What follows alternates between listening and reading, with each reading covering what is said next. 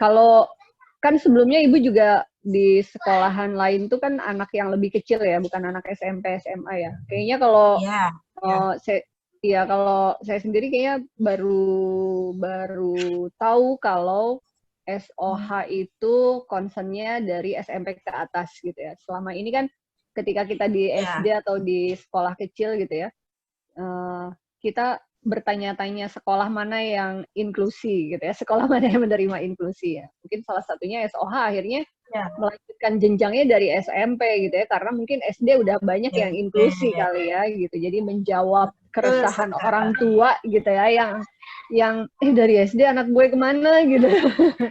Jadi mungkin SOH Ya, yang menjawab tantangan dari orang tua ya. Nah, ya dari benar banget. dari anak-anak yang kecil, anak-anak sekolah usia kecil dengan anak usia SMP dan SMA, disleksianya itu ada perbedaan nggak? Maksudnya ada perbedaan, oh kalau di anak SD tuh yang lebih khasnya tuh ininya, atau tantangan yang paling sulitnya ininya, kalau di anak yang besar tuh ini gitu. Ada nggak, Bu? Oke, kalau dilihat dari segi usia, gitu ya, disleksia itu kan baru ketahuan setelah anak biasanya melewati usia sekolah, gitu ya, setelah memasuki usia sekolah. Namun pada beberapa yang saya temui dengan gejala sindrom-sindrom itu disleksia, biasanya sih hampir mirip-mirip gitu ya dengan kayak speech delay gitu ya, terus kemampuan sensori motor gitu ya, dan itu biasanya ada keterlambatan atau melompati fase-fase ya dari perkembangan bahasa bicara atau motorik tersebut. Contoh misalnya anak tidak merangkak gitu, atau pada saat usia 12 bulan, 1 tahun ya, yang pada yang waktunya memang sudah true speech, anak masih babbling seperti itu. Biasanya sih keterlambatan perkembangan, fase perkembangannya itu. Tuh. Kalau bedanya di Kemudian mana antara? dilanjutkan. Enggak ada beda yang terlalu signifikan ya untuk mengetahui bahwa anak tersebut disleksia di usia SD sama perkembangan gitu ya. Ya, itu pun kita bisa lihat setelah bahwa anak tersebut mengalami disleksia setelah kita lakukan asesmen. kesulitan atau tantangan khususnya yang biasanya muncul di anak SD sama anak SMP, SMA tuh apa yang perlu diperhatikan? Lebih kepada kemampuan tingkat cerita dan untuk komunikasi sosialnya ya. Memang pada dasarnya anak dengan disleksia memang tidak ada gangguan berkomunikasi dua arah. Malah cenderungnya anak tersebut lebih mampu gitu ya untuk berkomunikasi atau beradaptasi. Hanya saja ketika kita melakukan komunikasi beberapa kali tektok gitu ya, nanti lama-lama udah kelihatan tuh mulai nggak nyambung gitu dari komunikasinya, terus kemampuan mengungkapkan atau mengekspresikan dalam hal atau tingkatan cerita itu memang masih kesulitan biasanya. Mengurutkan cerita dari awal sampai akhir cerita itu masih mengalami gangguan atau kesulitan-kesulitan untuk mengungkapkannya. Itu sih. Kalau dibandingkan anak SD ya, karena kan di Ya. SOH ini khusus di anak SMP ke atas.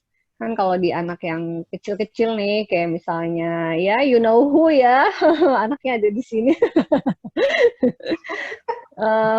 Ada karakteristik khas di yang anak-anak kecil itu untuk akhirnya dia flight of idea gitu. Kalau pas lagi ngomong tuh menclok Oh sana, ya. ditanya ke sini, jawabannya ke sini, terus kemudian setelah menjawab sini, tiba-tiba disambungkan dengan cerita yang lain gitu. Kan itu ada ya di anak yang lebih kecil gitu. Nah di anak yang udah lebih besar itu, kan otomatis pemahamannya juga mungkin lebih luas gitu. Masih ada nggak sih hal-hal yang kayak gitu? Ada sih, biasanya lebih kepada terdistraksi secara visual atau kekurang kemampuan untuk memfokuskan pada satu inian ya, pada satu aktivitas gitu ya. Terus konsentrasinya juga. Dan yang pasti moodnya ya yang kadang kita ketemu itu suka swing gitu, naik turun. Kalau lagi moodnya lagi bagus, kita bisa mendapatkan anak tersebut senang yang berlebihan gitu. ya, atau ketika tanpa sebab yang gimana-gimana gitu ya, anak tersebut bisa down lagi ininya, moodnya, atau jadi yang diam, nggak mau ngikutin instruksi gitu, nggak mau menyelesaikan materi sampai selesai gitu. Itu sih. Oh, oke. Terus ini ngebanding-bandingin lagi ya. Soalnya ini kayak indikatornya ada tuh di sebelah tuh. Oh iya. Ngebanding-bandingin lagi. Soalnya kan ya itu apa yang ibu alami saat ini mungkin kan sesuatu yang bakalan saya alami kelak gitu ya. Jadi apa sih? Iya. Misi pribadinya diselipkan ya kan di wawancaranya. Nah, kadang kalau misalkan lagi bicara, mereka kan kesulitan untuk memahami hal-hal yang abstrak, ya kan? Ya, betul. Kalau sesuatu itu abstrak, buat mereka itu kan sulit banget untuk bisa dicerna gitu. Di anak-anak yang besar ini, apakah itu masih ada, Bu? Ada beberapa yang mengalaminya, tapi memang di SOA ini belum saya lihat ya, kecuali kalau memang diminta untuk menceritakan gitu ya. Aktivitas-aktivitas yang sudah lampau gitu ya, atau peristiwa-peristiwa yang sudah lewat gitu, anak biasanya kesulitan untuk mengingat kembali. Jadi kalau bikin cerita itu cenderungnya singkat gitu. Lalu adanya beberapa kesalahan ketika diminta untuk menuliskan cerita gitu ya, karena kalau anak disleksia ini kan lebih senang untuk secara verbal gitu, untuk ngomong, cerita. Tapi ketika diminta untuk menuliskan, itu tuh udah effort yang besar buat mereka. Ya, dan itu cenderungnya singkat. Terus kemudian kesulitan untuk mengurutkan suatu kejadian kayak sequencing gitu ya. Urutan-urutannya itu ya memang masih kesulitannya seperti itu. Kalau waktu dia masih bingung atau udah lebih ngerti? Hari ini, besok, kemarin. Kalau untuk kayak kalau untuk kayak nama hari, jam, bulan kayak gitu udah Pak, ada beberapa yang paham, tapi untuk mengetahui besok, lusa, kemarin, 2 minggu yang lalu itu masih kesulitan. Kan dia nggak paham nih ya nama benda itu apa. Oh, lalat sama nyamuk misalnya. Lalat sama nyamuk. Dia masih belum tahu. Secara kosakata dia emang nggak tahu kalau itu tuh namanya lalat gitu. Dia tahu nyamuk karena di rumah ada nyamuk kan, jadi dia lebih familiar sama nyamuk. Terus dia nggak tahu kalau itu namanya lalat misalnya. Di fase perkembangan itu kan disebut fase generalisasi ya. Pada saat dia menyebutkan lalat sebagai nyamuk karena lalat sama-sama terbang gitu ya. Sama-sama terbang. Tapi kadang-kadang untuk memberitahu hal itu kan butuh berulang-ulang tuh. Sampai akhirnya, kalau saya perhatiin, di mukanya dia tuh kalau udah klik gitu ya, udah ngeh nih. Terus dia memperhatikan, terus ntar dia gini, oh gitu. Kayak, saya tahu, oh dia udah ngerti. Gitu. Ibu pernah nggak ngelihat itu di anak-anak yang lebih besar? Karena buat saya itu kayak, oh ternyata emang cara ngasih taunya harus pakai beberapa strategi sampai akhirnya saya tahu kapan anak saya ngeh, kapan anak saya masih belum ngeh. Gitu. Ada nggak momen aha di mereka Kalau kita momen tahu di kalau merekanya momen gitu. Oh ya ngeh nih.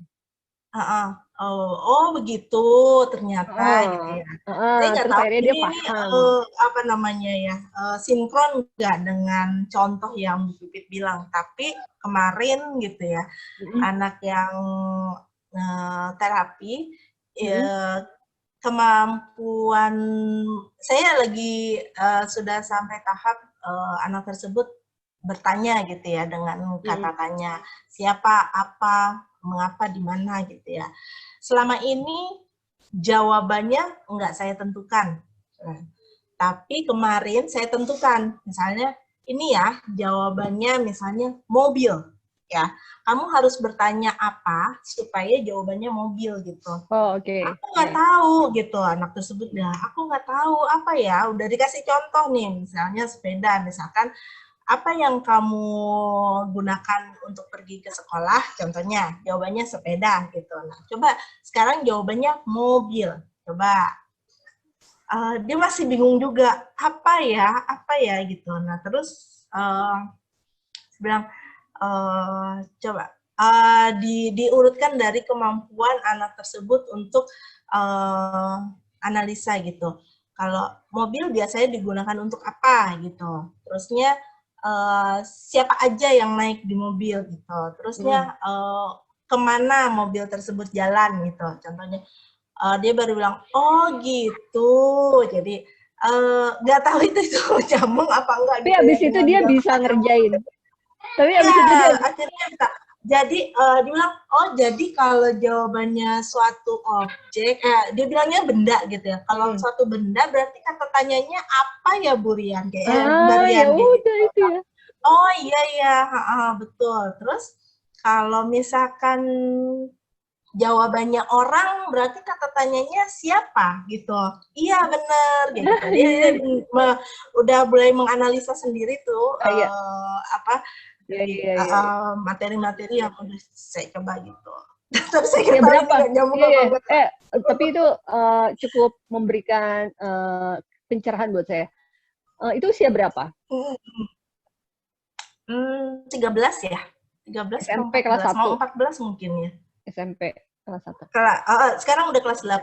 Kelas 8. Kenapa saya nanya itu? Karena kalau di anak-anak tipikal ya, di anak-anak tipikal kalau misalnya mereka nggak ngerti atau mereka salah menyebut, terus kita koreksi misalnya, terus mereka ngeh dengan hal-hal baru, kan flat-flat aja ya. Iya, kan? Anak-anak itu kan kalau kita ajak ngobrol atau apa, terus dia dapat kosakata baru atau dia dapat pemahaman baru, dia cuman yang kayak serius ngedengerin, terus kita nggak tahu kalau itu tuh udah nempel di dia kan. Kita nggak tahu kan ya. Tahu-tahu dia pakai itu di kemudian hari atau di keesokan harinya. Iya, di keesokan harinya dia pakai itu tanpa kita tahu kalau itu tuh udah dia pahami gitu. Di anak-anak tipikal, di ponakan-ponakan saya nggak menemukan fenomena-fenomena itu gitu. Jadi fenomena itu cuma ya udah aja gitu.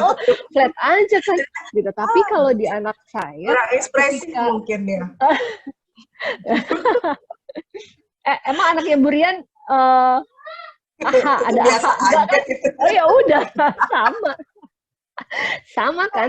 Tapi di anak ini gitu ya, ketika hal itu terbedakan sama dia akhirnya bisa membedakan gitu ya dengan clear, dia bisa gitu, bisa yang dalam banget gitu. Oke deh Ibu. Terima kasih cerita-ceritanya, sharing-sharingnya ya. Ibu makasih, selamat menjalankan hari-harinya. Jadi udah nih. Udah. Biar interruptus lah. Jadi udah memuncak, stop, turun. Biar gitu. Lagi seru-serunya. Kayak orang lagi sayang-sayangnya terus tiba-tiba menghilang gitu. Baik banget ya. Sama-sama. Itu ya, interruptus ya, maaf ya. Sampai okay. ketemu lagi. Terima kasih waktunya. Assalamualaikum. Waalaikumsalam Dah. warahmatullahi